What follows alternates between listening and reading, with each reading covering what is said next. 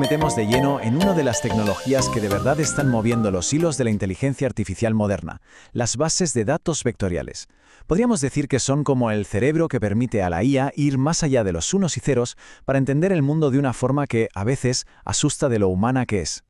A ver, la gran pregunta que vamos a intentar responder es esta. ¿Cómo consigue una máquina pasar de buscar simples palabras clave a pillar el contexto, la intención, el significado real?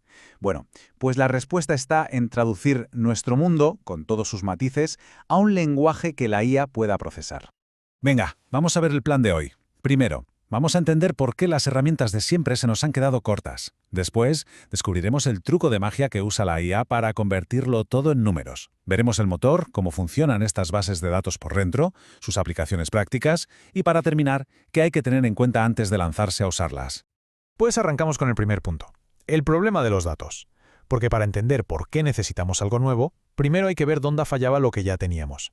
Vale, fijaos, la diferencia clave es esta. Las bases de datos de toda la vida son como una hoja de cálculo gigante, súper ordenada en filas y columnas, perfectas para datos estructurados. Pero las vectoriales, esas están hechas para el caos, para los datos no estructurados, y lo que hacen es representarlos como puntos en un espacio matemático de muchísimas dimensiones. Y ojo, que la dimensión de este problema es brutal. Hablamos de que los datos no estructurados, fotos, vídeos, posts en redes sociales, audios, crecen a un ritmo de entre el 30 y el 60% cada año. Los sistemas de siempre simplemente no pueden con esta avalancha. Y esto se traduce en una diferencia práctica que lo cambia todo. Una búsqueda tradicional es literal. Buscas smartphone y te devuelve textos que contienen smartphone. Punto. Pero la búsqueda vectorial o semántica entiende el significado. Buscas smartphone y te encuentra también teléfono o dispositivos móviles, porque sabe que conceptualmente son familia. Vale, ya entendemos el por qué. Ahora vamos al cómo. Entramos en la segunda parte para ver de dónde sale esta magia. Vamos a ver cómo se traduce el mundo a números. Y para eso hay que entender dos palabras clave: vectores e incrustaciones. Entonces, ¿qué es exactamente un vector? Pues para que nos entendamos, es simplemente una lista de números, una ristra de cifras. Cada número representa una característica de algo. En el ejemplo del tiempo, un vector podría tener la temperatura mínima, la media y la máxima.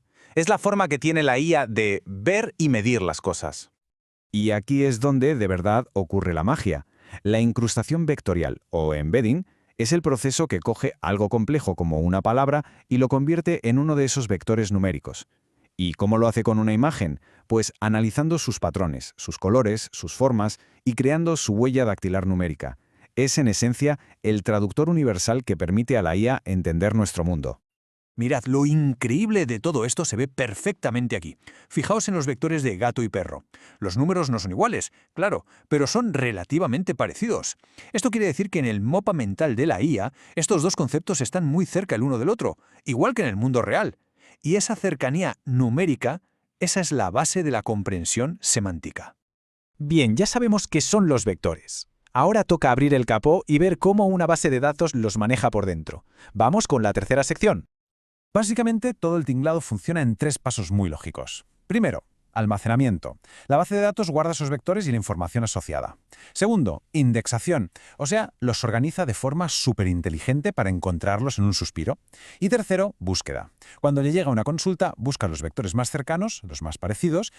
Claro, para que esa indexación sea ultra rápida, se usan algoritmos con nombres que asustan un poco, como HSNW o LSH. No hace falta entenderlos a fondo, pero imaginemos que en vez de buscar un libro al azar en una biblioteca con millones de ejemplares, tuviésemos un mapa que nos lleva directos a la estantería y al libro exacto. Pues eso es lo que hacen estos algoritmos. Son motores de búsqueda de altísima velocidad para encontrar agujas en pajares de miles de millones de vectores.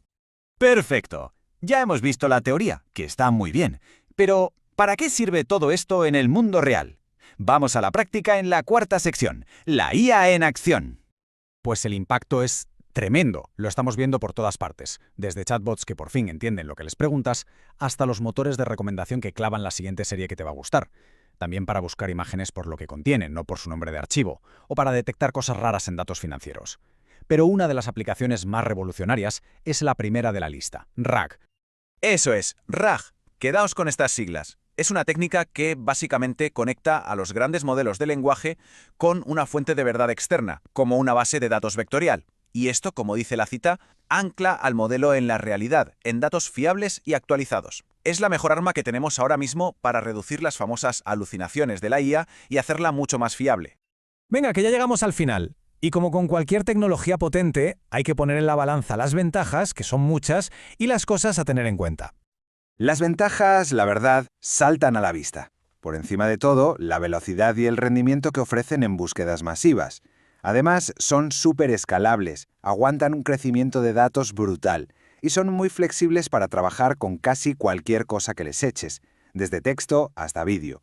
Y lo bueno es que no hay una única receta para esto. Hay todo un abanico de soluciones, desde sistemas súper especializados, a opciones de código abierto con una comunidad enorme detrás, plataformas que lo integran todo en uno o incluso extensiones que le dan superpoderes vectoriales a las bases de datos de toda la vida que una empresa ya tiene. Y todo esto nos lleva a una última reflexión, que creo que es la más importante de todas. Las bases de datos vectoriales no son solo un sitio donde guardar cosas, son la pieza fundamental que ha permitido a la IA empezar a entender el significado. Y si las máquinas ya han dado ese salto, la pregunta del millón es, ¿qué viene ahora? ¿Cuál es el siguiente gran avance?